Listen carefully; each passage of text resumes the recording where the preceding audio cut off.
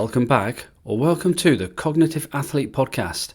I'm your host, Clint, high performance coach, speaker, and author of The Cognitive Athlete. This podcast is about helping leaders, thinkers, and doers perform at their best without burning out. And because this episode is dropping on the 1st of December, there is something important that we need to talk about. You know that moment when your holiday finally starts after a busy year and you immediately get sick? Or you crash emotionally and feel completely wiped out and your body just shuts down? People tell me this every single year. And no, it's not bad luck. It's not aging. It's not just what happens. It's called the letdown effect. And today, we're going to unpack what it is, why it happens, and how you can avoid the holiday crash by transitioning effectively from the performance phase into the recovery phase the smart way. Let's dive into it.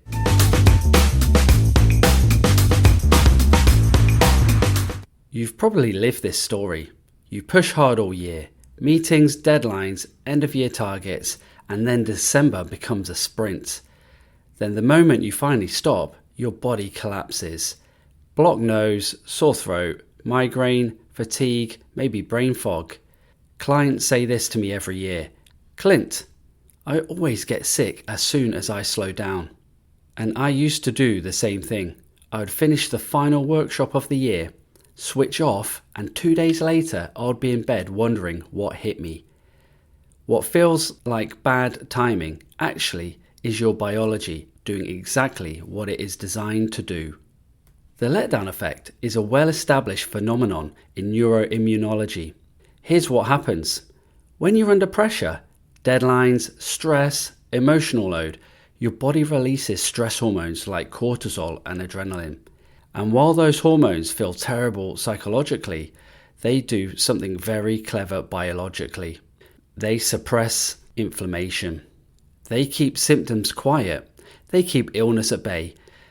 They put your immune system into that hold off until later mode. Your body is basically saying, not now, we need to get through this. But the moment the pressure stops, the moment you begin to relax, your stress hormones drop. And what happens then? Your immune system rebounds, inflammation returns, anything your body was holding back, colds, flus, migraines, fatigue, joint pain, finally has the space to surface.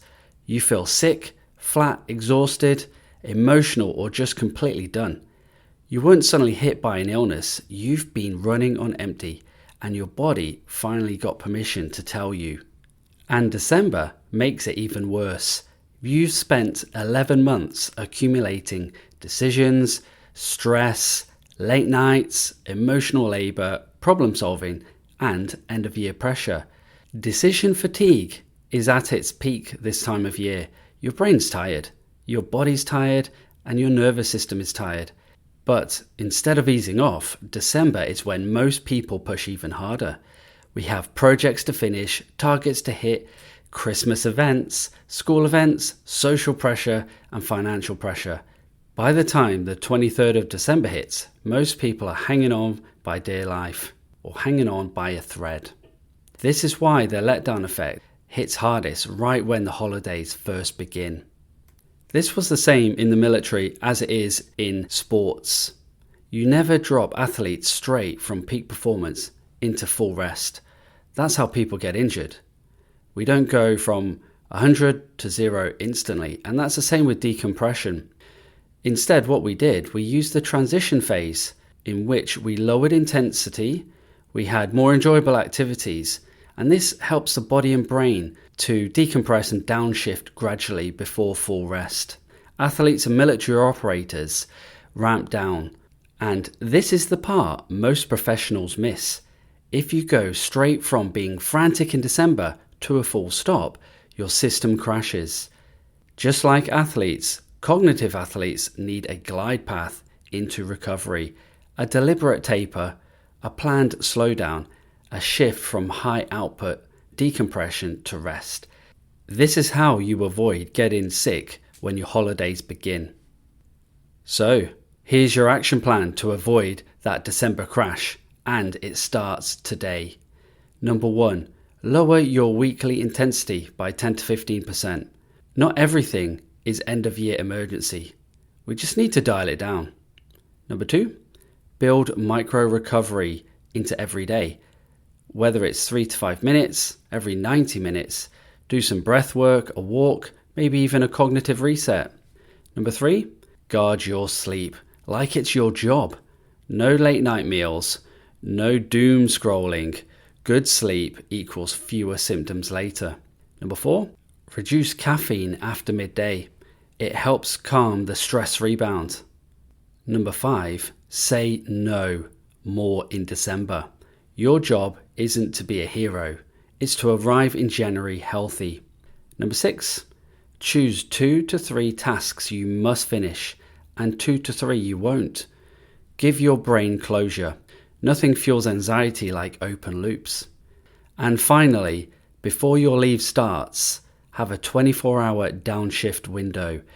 Do some light exercise, eat some healthy food, hydrate yourself, have an early night, and have minimal stimulation. This is your version of the athlete's transition phase. You're not going to collapse into Christmas. You're arriving in recovery with fuel still in the tank. So that's the letdown effect, why it hits the moment you slow down, and how you can avoid the holiday crash this time of year. If today's episode helped you, or you know someone that needs some help, please share the episode with them. You can hit follow, like, and subscribe. And if you're listening on the podcast platforms, please leave a review because it really helps getting those messages out to people that really need it. And guess what? If you haven't already ordered, this is the final month to pre-order the Cognitive Athlete. So head over to the website. You'll find some really great tools and resources to manage your energy and finish the year strong. Thanks for listening. And remember, don't crash into Christmas. Glide into recovery. See you next time.